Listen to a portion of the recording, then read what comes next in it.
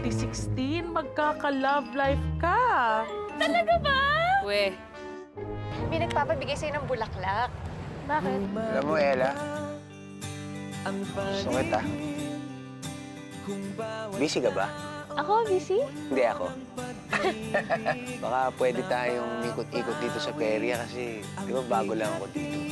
Siya nga pala, ate, yung hula ni Madam Hula. Mukhang magkakatotoo na. Oo nga eh. Parang bigla-bigla magkakaroon ako ng love life. Sino naman yung manliligaw mo, sis?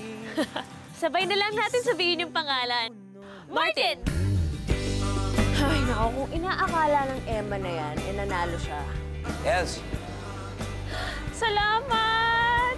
Nagkakamali siya. Huwag ka masyadong presko, ha? Dahil hindi ako basta-basta nagpapatalo. Thank you. Bye! Isang mundong puno ng pag-ibig.